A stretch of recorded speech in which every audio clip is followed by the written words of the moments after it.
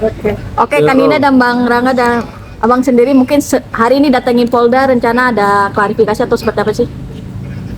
Ya, betul. Hari ini kita ada undangan klarifikasi atau BAP pelapor ya. Kita sebagai pelapor pada saat di tanggal 3 Agustus 2026 kita kan telah melapor ya atas dugaan tindak pidana pencemaran nama baik melalui sarana elektronik dan juga Undang-Undang Perlindungan Data Pribadi. Dan hari ini kita dipanggil Subdit 4, Unit 2 Subdit 4 Cyber untuk melakukan yang namanya BAP pelapor seperti itu. Dan hari ini bawa apa aja Bang mungkin untuk buktinya Ya. sendiri? Jadi kita sudah mengumpulkan semua bukti yang kita pegang, di mana bukti inilah yang dapat dengan terang menunjukkan bahwa apa yang kita laporkan itu sangat dapat memenuhi unsur.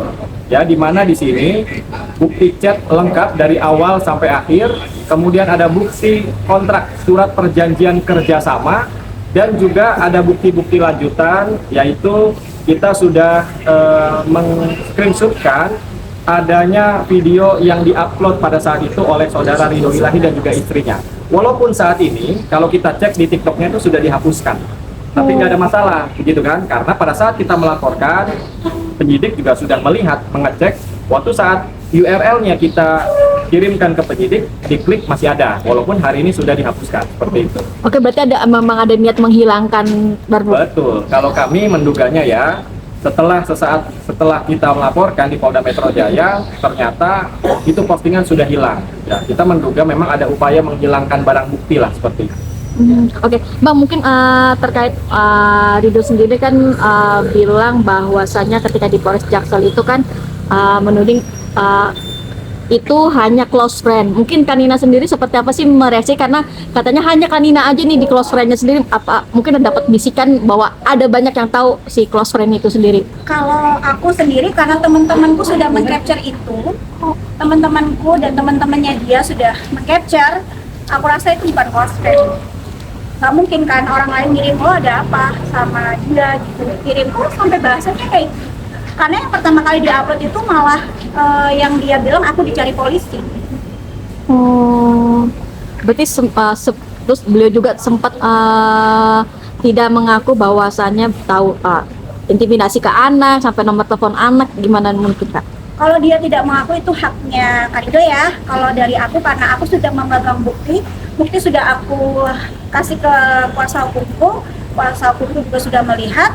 Nanti kalau dari kepolisian, dari penyidik meminta untuk WhatsApp aku dibuka, aku mempersilahkan. Jadi silakan untuk menyangkal, tapi kita punya bukti. Ya, sama ada tambahan sedikit. Bukan. Hari ini tujuan kita ke Polda Metro Jaya itu bukan hanya tentang postingan di WhatsApp yang diklaim dari pihak sana di close friend, tapi ada berbagai peristiwa di situ. Poin penting dalam laporan ini kan terkait dengan postingan di TikTok, gitu. Menyatakan bahwa klien kami membawa kabur dirinya, ataupun paling ada perbuatan di situ. Kalau untuk close friend sendiri kan yang terkait status dia kan itu kami masih mempertimbangkan apakah melaporkan lagi atau tidak. Nah, itu sementara ini kami masih telah, karena ada undang-undang perlindungan anak juga di situ, karena melibatkan anak dan memposting itu kan tanpa disensor wajah dari anak lain kami. Nah, itu tapi kami dalam proses masih mempertimbangkan dan masih menelaah. Tapi yang poin penting dari hari ini adalah postingan saudara Ridho yang diduga saudara Ridho dan istrinya di akun masing-masing. Oke, Kanina dilaporkan ke Polres Jaksel, reaksinya gimana? Nggak apa-apa.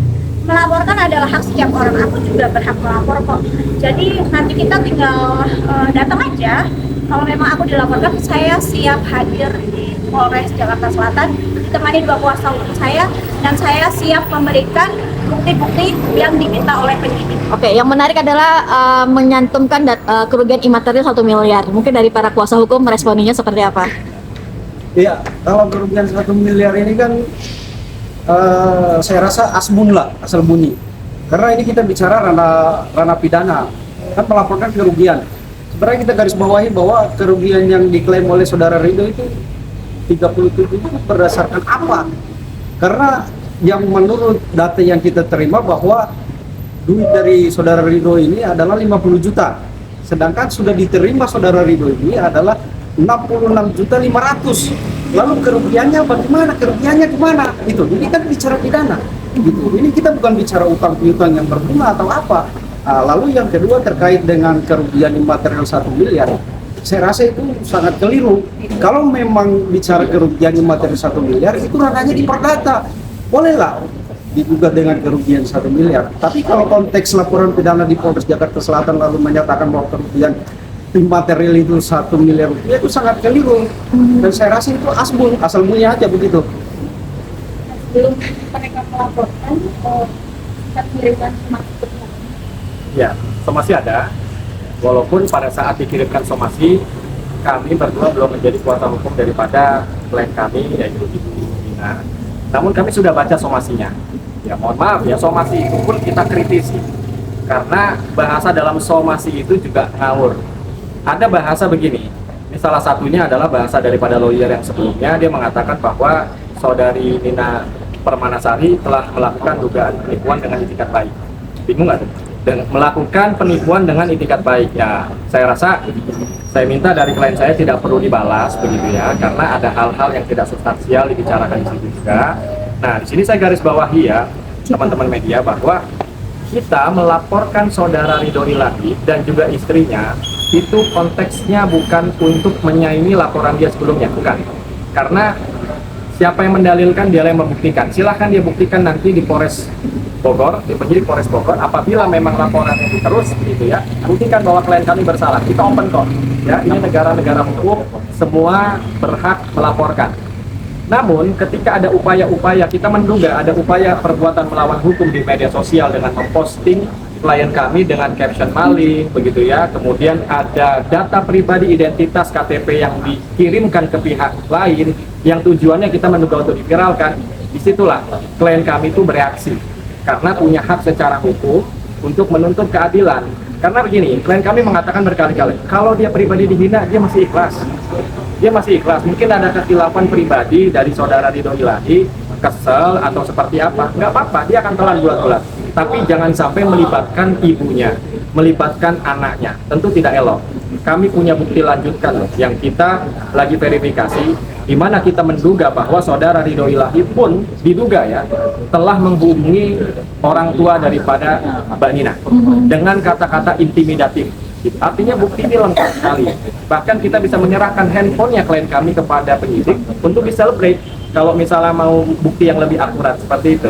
Oke, Kak Nina, ini kan proses sudah berujung masuk ke ranah hukum ya. Artinya jika nanti di tengah perjalanan satu sama lain mungkin menurunkan ego, siapa untuk berdamai atau seperti apa sih? Karena kan berawal dari teman, rekan bisnis seperti itu. Kalau aku dari awal sebelum melaporkan pun aku udah membuka jalur damai. Aku yang berinisiatif menemui dia.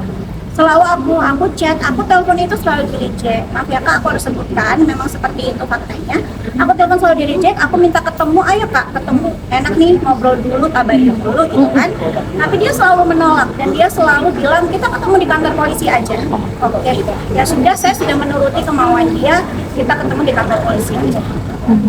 Nah, mungkin Bang terakhir hari ini bawa apa aja untuk meringkaskan Ya, bukti-bukti? tentunya kita bawa bukti SNLP surat laporan kita yang sebelumnya.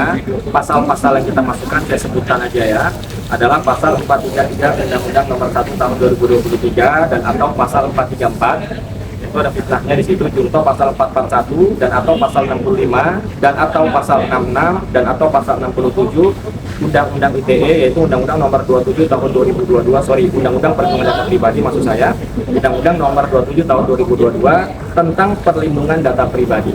Inilah yang nanti akan diperdalam oleh penyidik Direktorat Cyber, dan kita juga akan lampirkan bukti lanjutan. Kalau diminta dan diperlukan saksi, kami siap. Saksi ini bukanlah saksi-saksian ya, mohon maaf ya, atau saksi yang tidak melihat dan mendengar, tapi benar-benar saksi ini yang menginformasikan pertama kali adanya dugaan video yang disebarkan di media sosial, kemudian diberitahu oleh saudara Nina, oleh klien kami, kok foto kamu ada ya di sini. Nah, itu saksinya yang kita hadirkan seperti itu. Jadi doain aja teman-teman semua, semoga lancar ya. Oke.